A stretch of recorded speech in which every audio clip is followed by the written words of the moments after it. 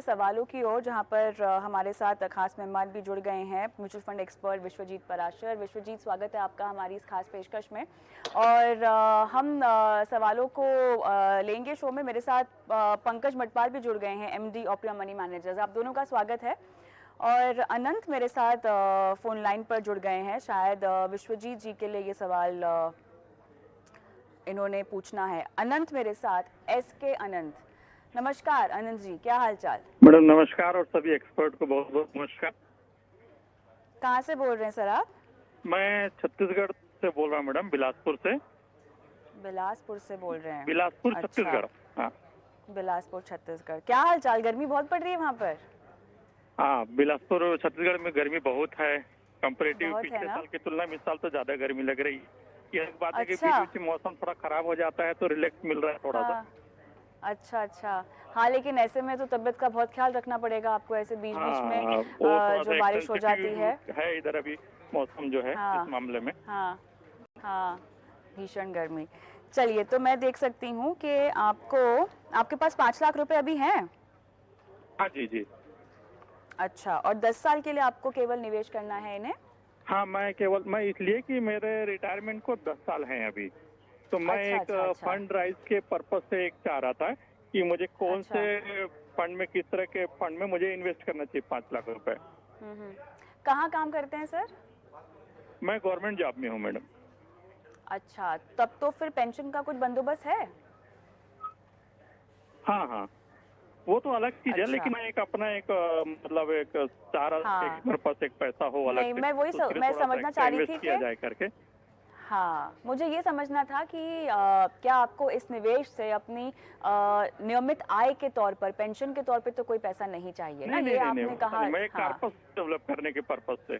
Corpus develop करना है। चलिए, बहुत बढ़िया। तो मैं ऐसा समझ रही हूँ कि आप उम्र के उस पड़ाव में हैं जहाँ पर आपने बच्चों की पढ़ाई लिखाई सुनिश्चित कर रखी है, उसका खर्चा सुनिश्चित कर रखा है, आपके पास हाँ खुद जी का जी घर है।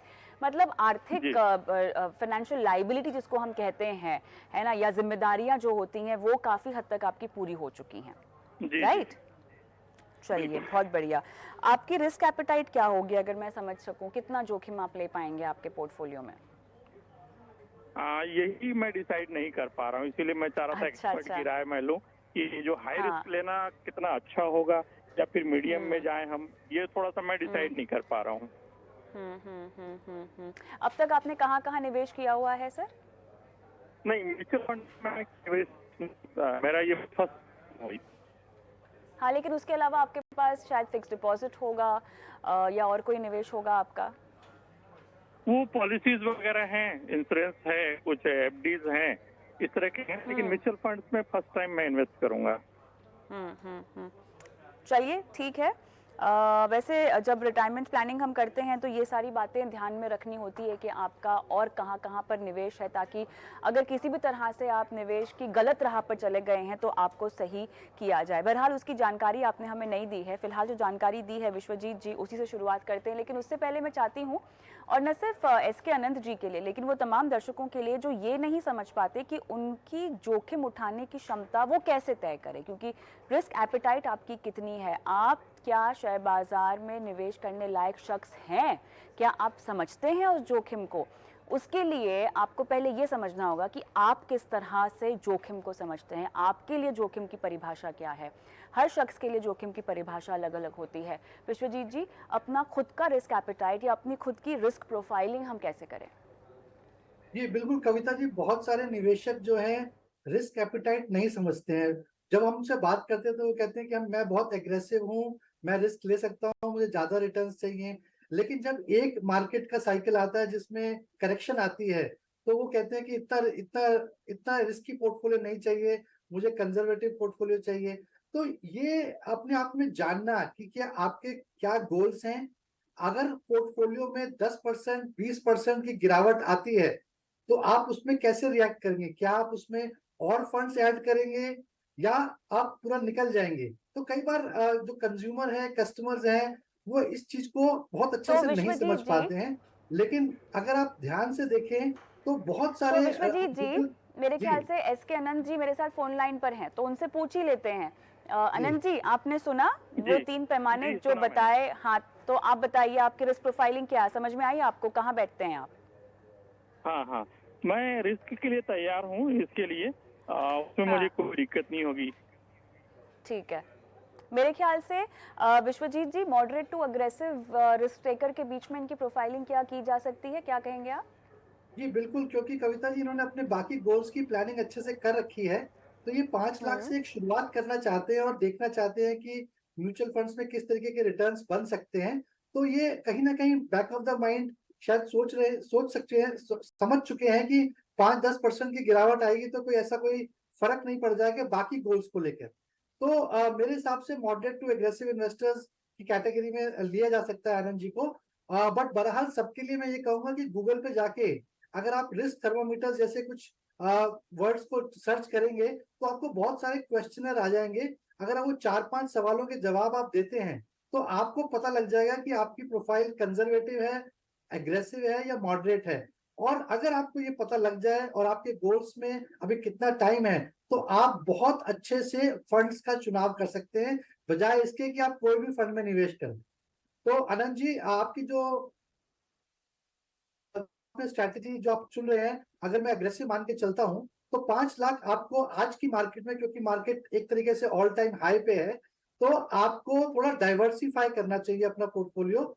5 लाख को एक लमसम निवेश करने को सलाह नहीं देते हम वैसे तो, लेकिन एसटीपी का एक रूट है जिसमें आप 5 लाख रुपए जो है किसी अल्ट्रा शॉर्ट टर्म फंड में, किसी भी म्यूचुअल फंड के अल्ट्रा शॉर्ट टर्म फंड्स में अगर आप निवेश करते हैं और उसको इंस्ट्रक्शन देते हैं कि आप हर महीने लेट्स से 25,000 50,000 रुपए ट्रांसफर करें इक्विटी फंड में, तो आप उस रिस्क से बढ़ जाते हैं, मार्केट टाइमिंग के रिस्क से बच जाते हैं और आप थोड़ा सा एक लॉन्ग टर्म जो अप्रोच है म्यूचुअल फंड्स में, जिसको हम मानते हैं कि एक साथ ना निवेश करके स्टैगर करें अपने इन्वेस्टमेंट्स को, तो आपको एक अच्छा खासा एवरेजिंग मिल जाता है। जो आपका 5 लाख है, मैं आपको सलाह दूंगा कि एक डाइवर्सिफाइड पोर्टफोलियो बनाएं जिसमें large and mid cap, flexi cap और कुछ हद तक एक वैल्यू स्टाइल फंड भी ले सकते हैं। तो मेरे हिसाब से जो फंड मैं आपको सजेस्ट करूंगा उसमें SBI large and mid cap, HDFC flexi cap या फिर आप पराग पारिक फ्लेक्सी कैप फंड का भी चुनाव कर सकते हैं। इसके अलावा एक वैल्यू स्टाइल फंड ले सकते हैं जिसमें कि एसबीआई कॉन्ट्रा फंड या फिर आईसीआईसीआई वैल्यू डिस्कवरी फंड। तो ऐसे 3 फंड में अगर आप डाइवर्सिफाई करेंगे तो एक आपको डाइवर्सिफिकेशन भी मिलेगा, थोड़ा रिस्क भी आपका रिड्यूस हो जाएगा और एसटीपी के माध्यम से आप इसमें निवेश करें तो 3 महीने में 6 महीने में ये 5 लाख रुपए आप निवेश करें तो आपको मार्केट के हाई में निवेश करने का रिस्क नहीं उठाना पड़ेगा। और जैसे जैसे आप हर महीने कुछ कुछ फंड ट्रांसफर करेंगे इक्विटी में तो आपको थोड़ा रिस्क काफी कम हो जाएगा। तो इस तरीके से आप अपना पोर्टफोलियो बनाएं।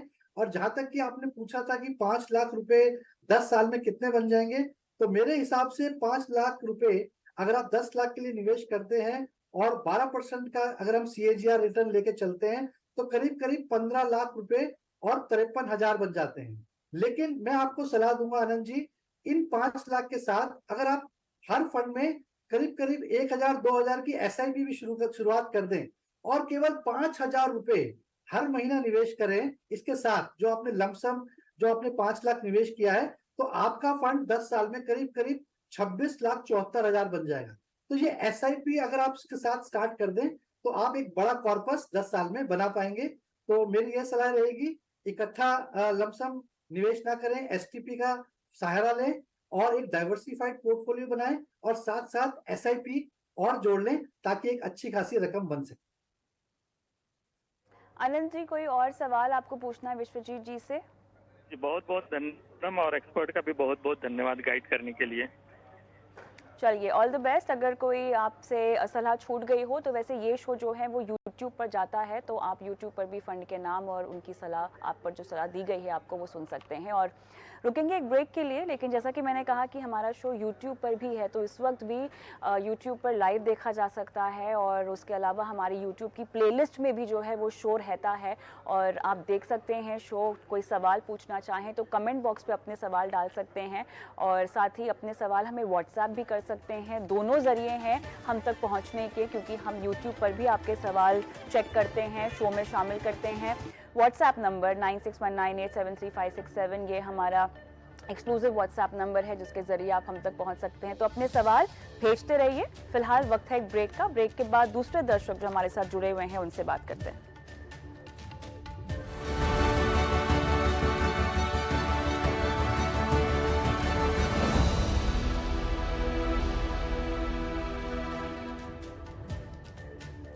Welcome back. आप देख रहे हैं बनो अपना फाइनेंस मिनिस्टर। मैं हूं आपके साथ कविता थपलियाल और शो में सवाल जवाब के सिलसिले को आगे बढ़ाएं उससे पहले एक अहम जानकारी। आप इस शो को YouTube पर भी देख सकते हैं। इस वक्त भी हम YouTube पर लाइव हैं। किसी कारणवश अगर आपसे कुछ शो छूट गया है तो आप हमारे चैनल के YouTube में जाइए, हमारी प्लेलिस्ट में जाइए और वहां आपको बनो अपना फाइनेंस मिनिस्टर के सभी शो मिल जाएंगे, जहां पर अगर आप निवेश के कोई गुर समझना चाहें या आपके फंड को लेकर आप कोई प्रॉब्लम हो, कोई दिक्कत हो, तो वो भी आपको सलाह मिल जाएगी एक्सपर्ट के ज़रिए। अपने सवाल भी आप YouTube में कमेंट बॉक्स में छोड़ सकते हैं। रोज़ाना हम अपने YouTube को चेक करते हैं, कोई सवाल है तो उन सवालों को शो में शामिल करते हैं। साथ ही व्हाट्सएप नंबर भी है हमारा, जहां पर हमें आपके सवालों का इंतज़ार रहता है। स्क्रीन पर फ्लैश करेंगे हमारा व्हाट्सएप नंबर और आप अपना सवाल लिखित रूप में हमें भेज सकते हैं इस व्हाट्सएप नंबर के ज़रिए। और साथ ही अगर आप चाहें तो वीडियो के रूप में भी अपने सवाल को शूट करके, अगर लिखना नहीं चाहें तो वीडियो शूट कर दीजिए, वो वीडियो हम चैनल पर दिखाएंगे और आपके सवालों के जवाब हमारे एक्सपर्ट से लेंगे। 9619873567 ये हमारा व्हाट्सएप नंबर है। सो YouTube और व्हाट्सएप नंबर पर हमें इंतज़ार रहता है आपके सवालों का। आगे बढ़ते हैं और BD व्यास साहब मेरे साथ फोन लाइन पर जुड़ गए हैं। नमस्कार व्यास जी, कैसे हैं आप? अच्छा मैडम, नमस्ते मैडम। नमस्ते सर, कहाँ से बोल रहे हैं, क्या करते हैं, कुछ बताइए अपने बारे में। मैम मैं बाय प्रोफेशन सिविल इंजीनियर हूँ और अच्छा। राजस्थान के बीकानेर शहर से बोल रहा हूँ अभी मैं। बहुत बढ़िया, बहुत बढ़िया। और मैं 41 साल आपका के शो हैं भी आप? रेगुलर जी देखता हूँ जी सर जी, और उसी बहुत बहुत शो धन्यवाद। के अकॉर्डिंग जितनी जानकारी मुझे मिल पाती है उस हिसाब से मैंने कुछ अभी स्टार्ट किया है, जो मैंने अपना हाँ। पोर्टफोलियो आपको भेजा भी है। जी, आपका पोर्टफोलियो हमारे पास है। बहुत बहुत धन्यवाद, आपने अपना सवाल हमें भेजा। ठीक है। और 80 लाख का गोल है आपका 15 साल में, है ना? और हाँ जी। आप कह रहे हैं कि आपने अपना इमरजेंसी फंड फिक्स डिपॉजिट में रखा हुआ है 8 लाख। हाँ जी जी। ठीक है। और आप उस पे आउट इंटरेस्ट को भी म्यूचुअल फंड में लगाते हैं, बहुत ही शानदार। UTI मिड कैप आपने लिया हुआ है और SBI कॉन्ट्रा है और टाटा स्मॉल कैप, निपॉन का small cap, ICICI value discovery, Nippon India growth, Kotak का blue chip, Tata large and mid cap आपके पास है। चलिए, PPF है, आपने अपने लिए मेडिकल इंश्योरेंस भी ले रखा है, टर्म प्लान भी है। बहुत बढ़िया सर। SBI लाइफ का आपने बॉन्ड प्लान भी ले रखा है। चलो ये मैम, कितने ये साल के लिए है सर? 50,000 50,000 पर एनम की थी बॉन्ड प्लान, जो यूलिप है वेल्थ बिल्डर नाम से। वो प्लान मैंने लिया था जिसमें प्रीमियम पेइंग टर्म 5 ईयर्स के लिए थी। ठीक है। बट अभी इसका इस साल लास्ट इंस्टॉलमेंट है और नेक्स्ट ईयर मैं इसको विड्रॉल कर लूंगा। चलिए ठीक है। एज लॉन्ग एज आपको समझ में आ गया है कि शायद बेहतर विकल्प हैं निवेश के, तो कार लोन भी है आपके ऊपर, 16 लाख का बकाया है फिलहाल।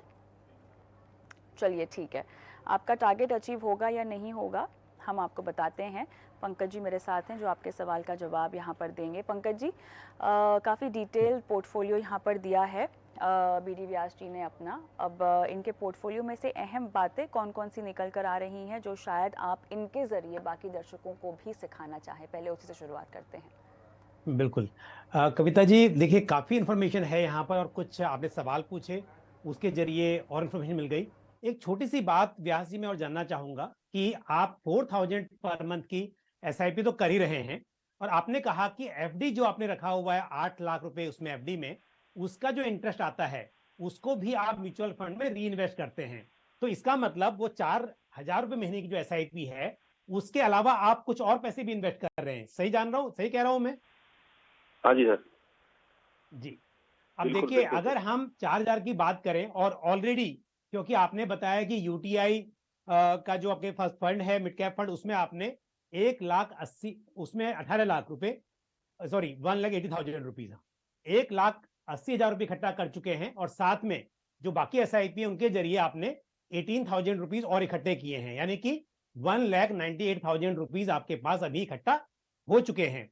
4,000 की SIP चल रही है, उसके अलावा आप बोल रहे हैं कि 2,000 की SIP आप और बढ़ा सकते हैं।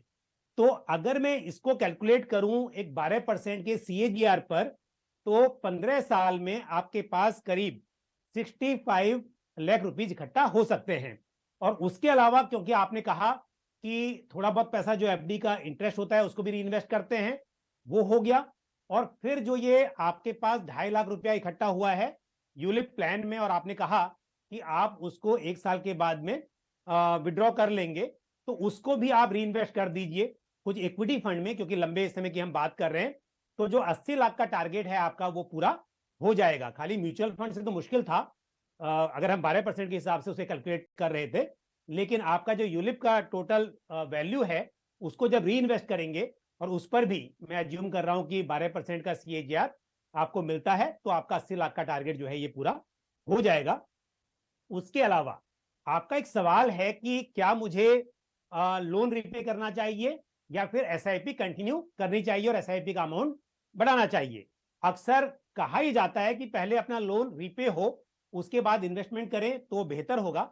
लेकिन आपके केस में क्योंकि जो टोटल वैल्यू बनी है वो बहुत ज्यादा नहीं है, आप अपनी जो EMI है वो पे कर रहे हैं रेगुलरली, कुछ लिक्विडिटी की जरूरत भी होती है, तो आपके प्रोफाइल के हिसाब से और जो टोटल इन्वेस्टमेंट का आपने जो यहाँ पर दिया है पूरा लेखा जोखा, तो मेरे हिसाब से आप अपनी EMI को चलने दीजिए फिलहाल के लिए। हो सके फ्यूचर में कभी लमसम अमाउंट कहीं से आता है, या ऐसा हो सकता है कि जब यूलिप को आप विड्रॉ करेंगे और उस वक्त तक SIP अमाउंट आपका थोड़ा और बढ़ जाता है, तो उस पैसे को आप लोन रिपे करने में यूज करने के बारे में सोच सकते हैं। बट फिलहाल के लिए आप SIP अमाउंट बढ़ाइए, वो बेहतर रहेगा। और आपका जो PF में कंट्रीब्यूशन है वो भी आपके फ्यूचर गोल्स के लिए काम आएगा। एक सलाह और है कि आपने कंटिंजेंसी के लिए 8 लाख रुपए रखे हुए हैं, पूरा पैसा FD में रखा है। तो देखिए कंटिंजेंसी कह के तो नहीं आती है, लेकिन कई बार ऐसा भी होता है, हम चाहते भी हैं कि आपको जरूरत ना पड़े उस पैसे की लॉन्ग टर्म के लिए, तो ऐसे में थोड़े रिटर्न्स आपको बेहतर मिल सके। और डाइवर्सिफिकेशन के हिसाब से भी मैं कहूंगा कि थोड़ा पैसा उसमें निकाल के यदि आप कुछ डेट ओरिएंटेड फंड्स में, शॉर्ट टर्म डेट फंड्स में या कंजर्वेटिव हाइब्रिड फंड्स में रखेंगे तो वो मेरे हिसाब से बेहतर रहेगा। तो थोड़ा सा उसको भी आप बाइफरकेट कर दीजिए FD और म्यूचुअल फंड्स के बीच में, वो अच्छा रहेगा। स्कीम्स आपके पास ज्यादा हैं और एक ही कैटेगरी में स्मॉल कैप 2 है, मिड कैप 2 है, तो उसमें थोड़ी सलाह रहेगी आपको कि आपको थोड़ा पोर्टफोलियो को ठीक करना चाहिए। तो जो एग्जिस्टिंग फंड्स हैं उनमें से मैं कहूंगा कि कोटक ब्लू चिप फंड को आप कंटिन्यू कीजिए, निपॉन इंडिया ग्रोथ फंड को कंटिन्यू कीजिए, ICICI prudential value discovery fund और SBI कॉन्ट्रा फंड, दोनों ही एक ही कैटेगरी है वैल्यू फंड की कैटेगरी में। इनमें से कोई भी एक फंड आप रख सकते हैं, पर मेरी चॉइस अगर पूछेंगे दोनों में से तो ICICI prudential value discovery fund को मैं प्रीफर करूंगा, और टाटा स्मॉल कैप फंड को भी आप कंटिन्यू रख सकते हैं। तो सिर्फ ये जो 4 फंड्स हैं इन्हीं में आप SIP कीजिए। और एक मैं आपको कहूंगा कि इंटरनेशनल फंड आप और ऐड कर सकते हैं पोर्टफोलियो में, तो Axis Nasdaq 100 fund of funds या Motilal Oswal Nasdaq 100 fund of funds, इसको भी आप शामिल कर सकते हैं। तो आप एक काम कीजिए, स्मॉल कैप फंड में और इंटरनेशनल फंड में 1,000 की SIP और बाकी के 3 में 1,500 की SIP कर लीजिए, तो आपका 6,500 रुपए का पूरा ये बाइफर्केशन हो जाएगा। तो इस तरह से आप आगे बढ़िए। All the best to you.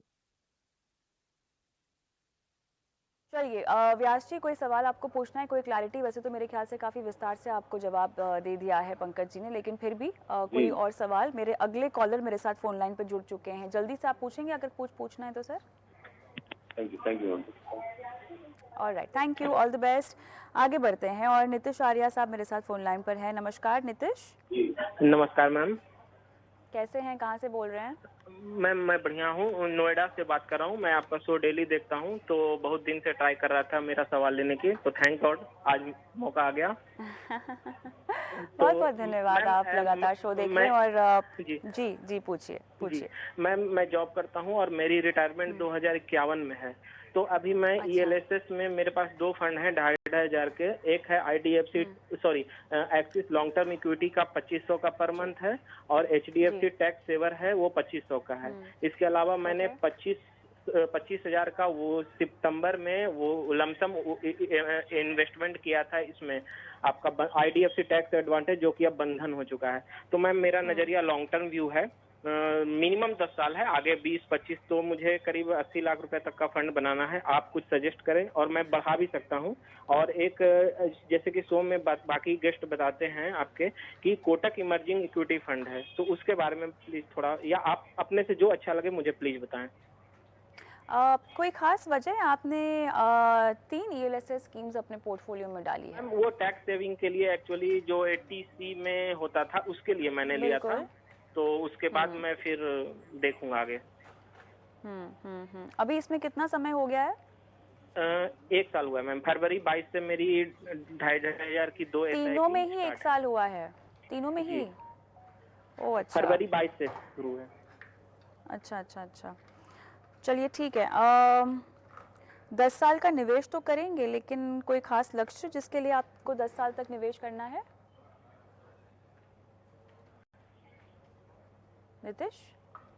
Ji minimum, मतलब मैम मिनिमम 10 साल है, मैक्सिमम 20-25 में जा सकता हूँ, नो प्रॉब्लम। तो कॉर्पस कितना, बिकॉज उसी के मुताबिक आपको बता पाएंगे कि निवेश कम पड़ रहा है, ज्यादा पड़ रहा हाँ, है, लॉन्ग और टर्म, कौन सा लॉन्ग टर्म के लिए बताइए। नहीं, कितना इकट्ठा, कितनी राशि इकट्ठा करनी है 15 से 20 साल में, ये जानना चाह रही हूँ। जी चलिए, मेरे ख्याल से ये सवाल नहीं समझ पा रहे हैं। मैं विश्वजीत जी के पास जाती हूँ। विश्वजीत जी, 3 ELSS स्कीम्स क्या पोर्टफोलियो में रखना जरूरी है?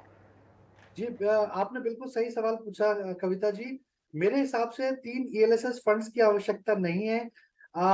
जरूरी जो होता है, ELSS जो है टैक्स सेविंग फंड्स होते हैं, जिसमें आपको अंडर सेक्शन 80C के तहत आप एग्जम्पशन लेते हैं 1.5 लाख की। तो और इसमें जो खास बात होती है कि आपको 3 साल का लॉक इन पीरियड भी करना होता है।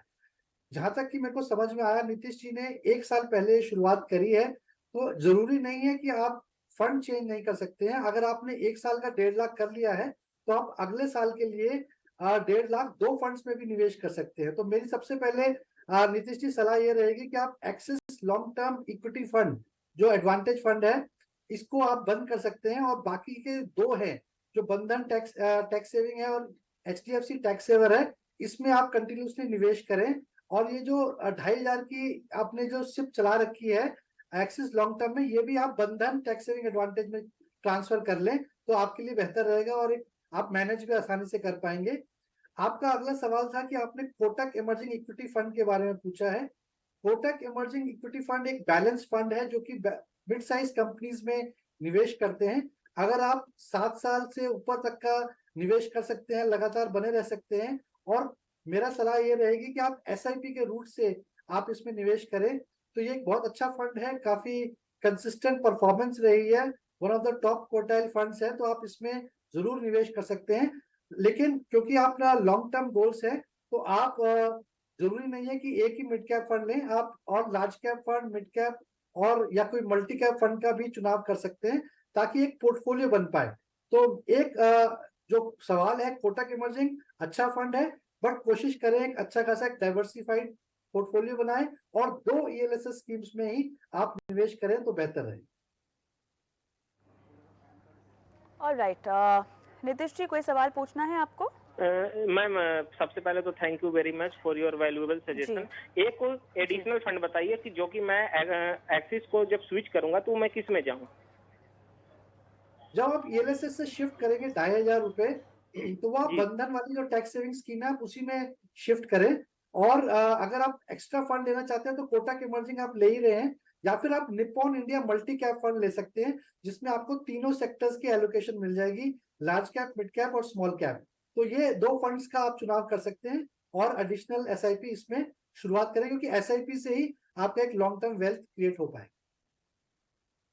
संभाल के, क्योंकि आप एक ELSS फंड से शायद निकलेंगे, तो आपकी हर SIP को आपको 3 साल पूरा होने देने का वक्त देना पड़ेगा, तो वो आपको थोड़ा सा अपनी कैलकुलेशन में ध्यान में रखना होगा, और उसके मुताबिक ही आप जो है वो अपने पैसे निकालें।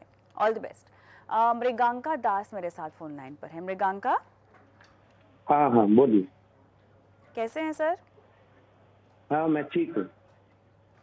कहाँ से बोल रहे हैं? मैं वेस्ट बंगाल से बोल रहा हूँ।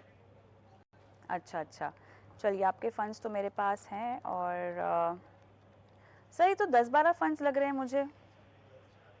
हाँ, थोड़ा ज्यादा डाइवर्सिफिकेशन के लिए 10,000 फंड दे लिया। अच्छा, खुद संभालते हैं अपने पोर्टफोलियो को? हाँ, खुद ही संभालता हूँ। वाह, आपको दिक्कत नहीं होती इतने सारे फंड्स को ट्रैक करना और देखना, कंपेयर करना, पोर्टफोलियो एक्चुअली देखना? थर्ड पार्टी ऐप है पेटीएम, जो मनी है उसके थ्रू मैंने यूज किया है। अच्छा अच्छा, नहीं वो तो ऐप Direct के थ्रू transfer। आपने निवेश किया होगा, हाँ, लेकिन बाद में ट्रैक तो खुद ही करते होंगे ना परफॉर्मेंस को? हाँ हाँ, ट्रैक करता हूँ खुद। अब क्या इरादा है आपका, निकलना चाहते हैं कुछ फंड्स में से? मुझे सजेशन चाहिए था कि इसमें मैं कंटिन्यू रखूं और किससे एग्जिट दूं। एक्चुअली मेरा कॉर्पस अभी लगभग 7 लाख हो चुका है ये सब में, और मुझे अभी जानना था कि किस में रहना और किससे एग्जिट करना, या फिर सब कंटिन्यू रखना, यही जानना था। तो अभी फिलहाल 10-20 या उससे ज़्यादा का साल का आपका समय है जिसमें आप रहना चाहते हैं इस पोर्टफोलियो में, है ना? हाँ हाँ, 20 प्लस ईयर्स। ठीक है, कोई लक्ष्य से तो नहीं बांधा है ना इस पोर्टफोलियो को, कि बांधा हुआ है? नहीं नहीं, अभी तो सिर्फ वेल्थ क्रिएशन के लिए ही रखा है, तो अभी कोई लक्ष्य तो अभी डिसाइड नहीं किया है। चलिए, 21,000 रुपए की आप SIP कर रहे हैं, इसको आप बढ़ाने का भी इरादा रखते हैं। पंकज जी, पंकज जी देखिए आप ही के पास आऊंगी मैं, क्योंकि एक तो ये किश्तों में निवेश करने की जो ताकत है ना, ये अपने आप में बहुत बड़ा अजूबा है, आपको सहूलियत देता है निवेश का, लेकिन इसका एक साइड इफ़ेक्ट ये है कि छोटा छोटा निवेश करके आप इतने सारे फंड पोर्टफोलियो में बटोर लेते हैं कि आपको पता नहीं चलता कि आप ओवर डाइवर्सिफाइड भी हो गए हैं। 500 रुपये, 1000 रुपये, अब तो 100 रुपये से भी आप मेरे ख्याल से निवेश की शुरुआत कर सकते हैं। लेकिन इनके स्पेसिफिक केस में, मृगांका जी के केस में, इन्होंने ऑनलाइन देखिए शुरुआत की अपने इन्वेस्टमेंट की, और अब कह रहे हैं कि खुद ही अपने पोर्टफोलियो को भी ट्रैक करते हैं। इनकी तरह मेरे ख्याल से हर निवेशक इतना जागरूक नहीं होता है। हालांकि निवेश करने की सहूलियत आपको ऑनलाइन ज़रूर मिल गई है, लेकिन अपने निवेश को ट्रैक करना, खासतौर से इस तरह के पोर्टफोलियो को ध्यान में रखते हुए, आसान नहीं होता है। तो अब साइड इफ़ेक्ट्स ऑनलाइन निवेश के, प्रोज एंड कॉन्स में चाहती हूँ कि हम दर्शकों को बताएं, क्योंकि जितनी आसानी से निवेश होता है उतनी आसानी से आप मुनाफा कमाएं, ये मुमकिन नहीं होता है। बताइए। कविता, आपने कुछ सही कहा।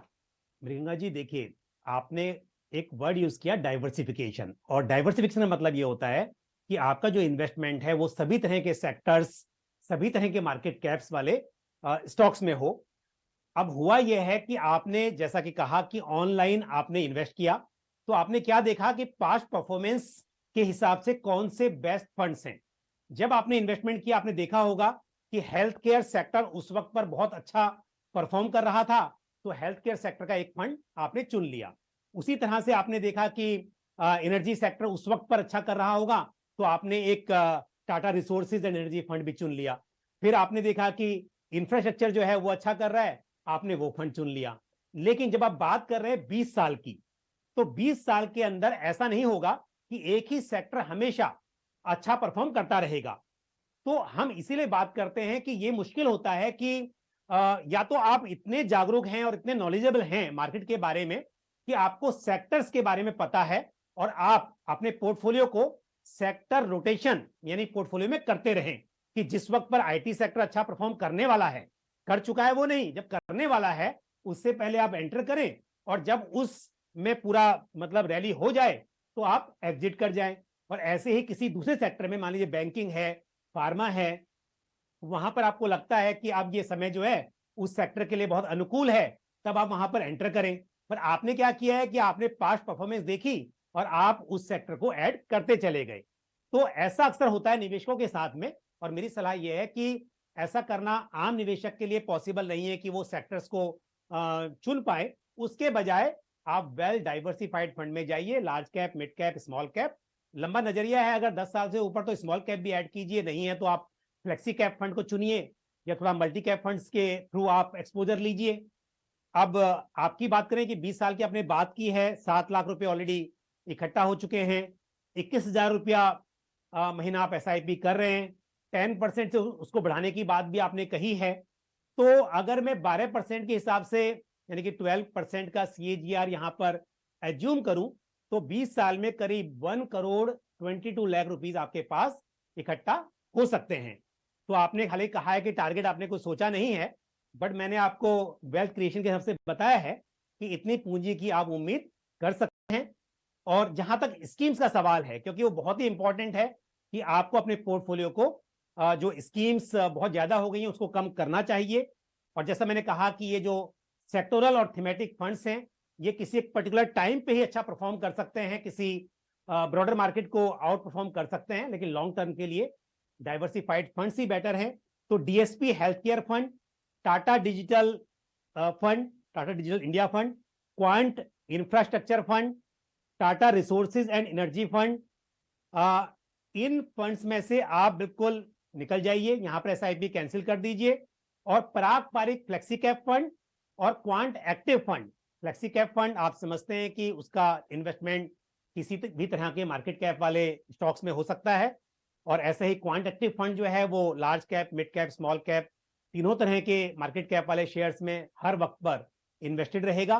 तो इनमें आप अमाउंट को बढ़ा दीजिए, जो एसआईपी कैंसिल करेंगे उनके अमाउंट को इनमें ऐड कर दीजिए। तो ये सलाह है। All the best to you. Priyanka ji, वैसे तो आपको काफ़ी विस्तार से पूरी सलाह मिल गई है, लेकिन कोई सवाल आपको पूछना है पंकज जी से? हाँ, तो ये Nippon India focused equity fund, इसमें क्या मुझे कंटिन्यू रखना चाहिए? जी, इसमें जो सबसे मैंने ज्यादा आपको मैं इन्वेस्ट बताया कर रहा हूँ, निकलने के लिए, 5,000 पर मंथ। जी जो मैंने बताया आपको निकलने के लिए, उसके अलावा बाकी फंड्स में आप बने रह सकते हैं। Okay okay, all the thank you best sir. Priyanka ji, all the best. चलिए शो को आगे बढ़ाते हैं झटपट और सीधा रुख करते हैं निवेश के गुरु मंत्र की ओर।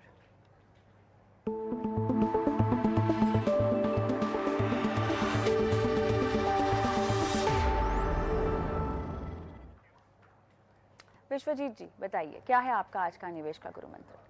जी मैडम, मेरे हिसाब से मार्केट आज की तारीख में एक अच्छे हाई पर है।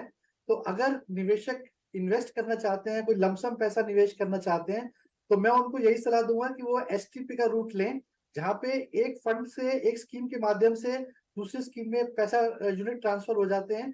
यानी कि अगर आप इक्विटी में इन्वेस्ट करना चाहते हैं तो आप किसी लिक्विड फंड या ultra short term bond fund में निवेश करके वहां से आप ट्रांसफर करके 5 महीने, 6 महीने या 1 साल में अपना पैसा ट्रांसफर करें, ताकि आपको एवरेजिंग का भी बेनिफिट मिले और जो मार्केट में वॉलेटिलिटी चल रही है उसमें भी आप बच सकें और अच्छा खासा कॉर्पस क्रिएट कर सकें। पंकज जी?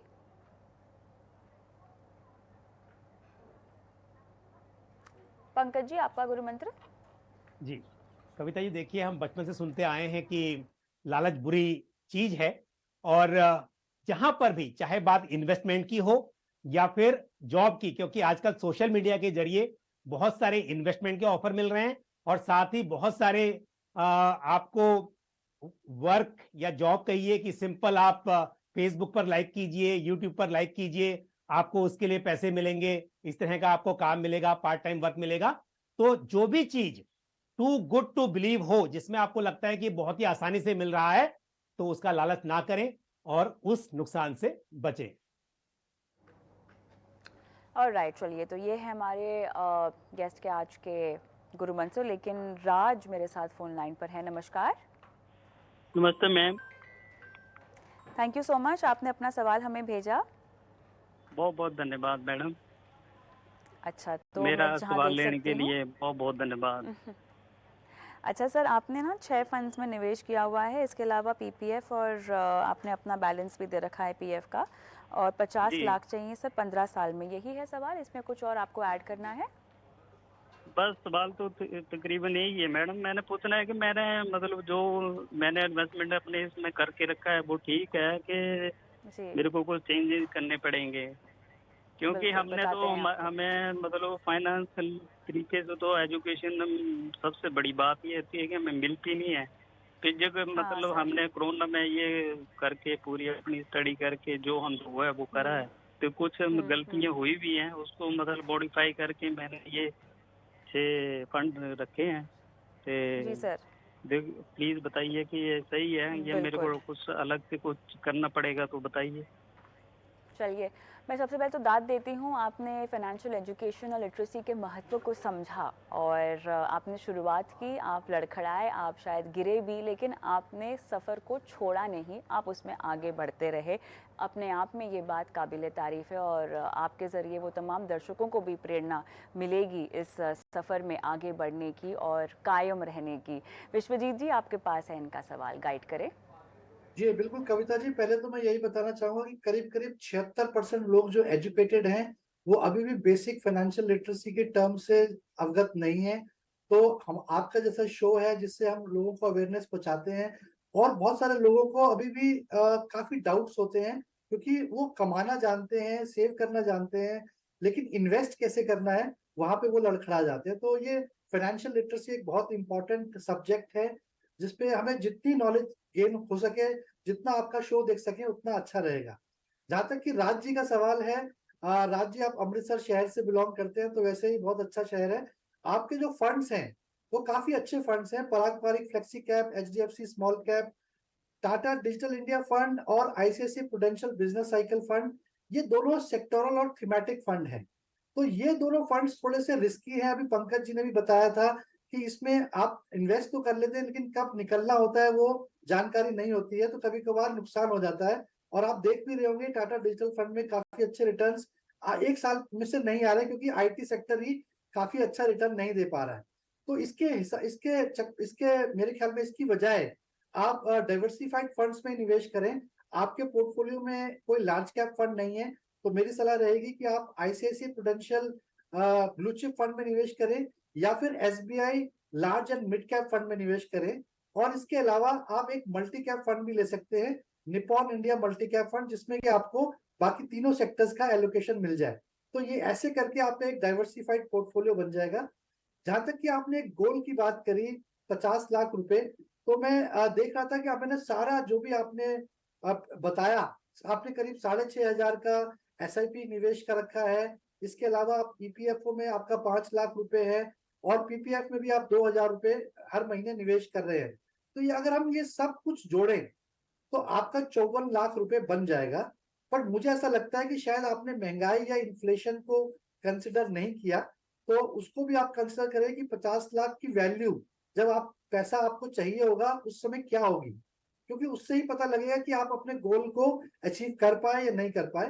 तो एक छोटी सी सलाह ये है कि अगर आप सिर्फ 50 लाख म्यूचुअल फंड एसआईपी से करना चाहते हैं तो आप 6,500 ऑलरेडी निवेश कर रहे हैं, आप करीब करीब 4,000 रुपए की मंथली एसआईपी और स्टार्ट करें तो आप म्यूचुअल फंड एसआईपी से ही 12% का सीएजीआर रिटर्न लेके चले तो आपका 50 लाख रुपए का कॉर्पस बन जाएगा। बाकी जो रकम है आपकी जो रिटायरमेंट फंड्स है, ईपीएफओ है, उसको मैं अभी छोड़ देता हूं क्योंकि अगर आपने इन्फ्लेशन कंसिडर नहीं किया तो वो उस समय आपके लिए काम आएगी। और राइट राज, समय मेरा ख़त्म हो गया है लेकिन झटपट कोई सवाल अगर आपको पूछना है तो आप पूछ सकते हैं विश्वजीत जी से। सवाल तो कोई नहीं है मैम, बस यही था, मेरी सेटिस्फेक्शन हो गई है। पर यही है कि मैंने बड़ी कोशिश करने के बाद जो फंड मतलब काट चाट के बनाए थे वो सही निकले हैं, वही। चलिए, मुबारकबाद उसके लिए। और मैं चाहती हूँ कि आप आपके आसपास जितने लोग हैं उन्हें भी इस तरह की वित्तीय साक्षरता दें और उनको भी निवेश की राह में आगे ले जाएं। ऑल द बेस्ट राज। और इसी के साथ विश्वजीत जी आपका, पंकज जी आपका धन्यवाद, समय निकाला, दर्शकों का मार्गदर्शन किया। चलिए, इसी के साथ आज के शो में मुझे भी इजाज़त दें, लेकिन जाते जाते एक बार फिर से दोहरा दूं कि हमारा शो यूट्यूब पर आप लाइव भी देख सकते हैं, साथ ही आप प्लेलिस्ट में जाके बने अपने फाइनेंस मिनिस्टर के सारे शोज देख सकते हैं, सवाल छोड़ सकते हैं यूट्यूब के कमेंट बॉक्स में, व्हाट्सएप भी कर सकते हैं, लेकिन नंबर आपकी स्क्रीन पर फ्लैश हो रहा है, इंतज़ार रहेगा आपके सवालों का। नमस्कार।